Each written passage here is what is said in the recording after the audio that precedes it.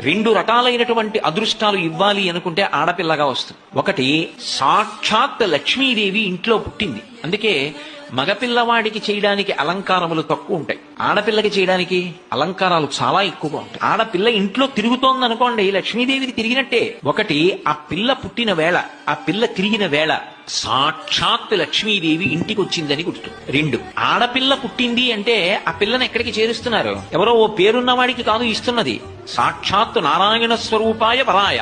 ఆ వరుడు నారాయణ స్వరూపుడు. ఇప్పుడు లక్ష్మిని నారాయణుడి పక్కకి చేర్చారు. ఆ చేర్చిన కారణం చేత ఏమైంది? 10 తరాలు తర్వాత వచ్చేవి, 10 తరాలు నా ముందున్నవి, నేను ఒక తరం, 21 తరాలు ఉద్ధరింపబడ్డారు, ఉన్నత లోకాలకి వెళ్లారు. ఏది మగపిల్లవాడి విషయంలో చూపించండి అలా ప్రమాణం. అలా చేయగలడా? సాధ్యం కాదు. అమ్మవారు అనుగ్రహిస్తే ఆ తల్లి వీళ్ళని నేను విశేషమైనటువంటి ఫలితము చేత సత్కరించాలనుకుంటున్నాను అనుకుంటే ఆడపిల్లగా వస్తుంది. రెండు రకాలైనటువంటి అదృష్టాలు ఇవ్వాలి అనుకుంటే ఆడపిల్లగా వస్తుంది. ఒకటి, సాక్షాత్ లక్ష్మీదేవి ఇంట్లో పుట్టింది, అందుకే మగపిల్లవాడికి చేయడానికి అలంకారములు తక్కువ ఉంటాయి, ఆడపిల్లకి చేయడానికి అలంకారాలు చాలా ఎక్కువగా ఉంటాయి. ఆడపిల్ల ఇంట్లో తిరుగుతోంది అనుకోండి, లక్ష్మీదేవికి తిరిగినట్టే. ఒకటి, ఆ పిల్ల పుట్టిన వేళ, ఆ పిల్ల తిరిగిన వేళ సాక్షాత్ లక్ష్మీదేవి